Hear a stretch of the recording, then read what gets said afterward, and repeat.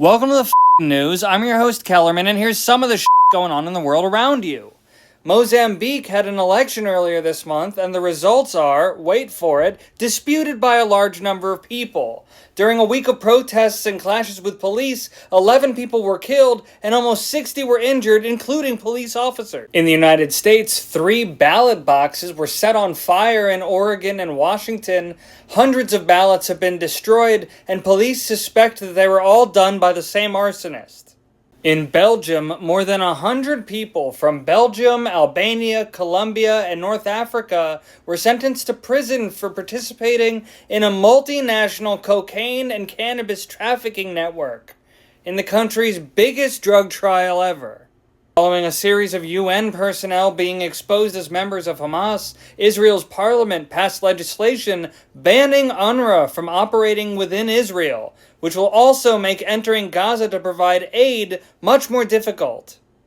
Meanwhile, the IDF has continued pummeling Gaza and southern Lebanon with airstrikes, most recently hitting an apartment building in Gaza, killing over 100 people including children, and a strike in Lebanon killed 15 people. Israel themselves lost 5 soldiers in ground fighting. Oh, and they also struck back at Iran over the weekend. Welcome to the news. I'm your host, Kellerman, and here's some of the going on in the world around you. Spain is being hit by torrential rains that's causing some pretty serious flooding in the southern and eastern regions. About 100 people have died, and dozens more are missing. In Argentina, a hotel collapsed, killing 1 person and trapping several others beneath the rubble. As rescuers search for survivors, 4 people who were renovating the building have been arrested.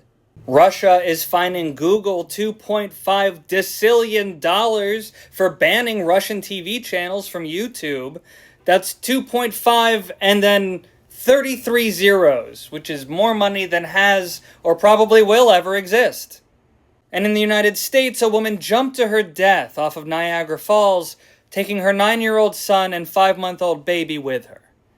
Welcome to a very special report. I'm your host, Kellerman, and every year around Halloween, I get into an argument with my good buddy Alex Lewis about whether the Monster Mash is the song being described in the lyrics of the song, or if it's a song we've never heard before.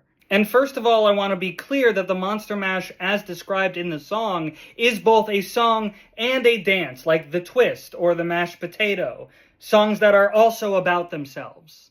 Now, Lewis's argument basically hinges on the fact that the song begins with Boris working in his lab, and then he goes to a party where they're playing the Monster Mash. So in his mind, they can't be playing the song before he arrives to sing the song, right? But yes, they can, because it's a fictional song, much like fictional monsters. There's nothing actually preventing this plot hole from being possible in this world. And the argument that I hang my hat on is that the name of the song is the Monster Mash. And anytime somebody says, hey, play the Monster Mash, there's only one song that people play. Now, some people use the tribute argument. However, in the song Tribute by Tenacious D, they explicitly say in the lyrics that it's not the song they heard that night, it's just a tribute. And there is no such lyric in the Monster Mash because they are playing the Monster Mash, which is the song that we all know and love.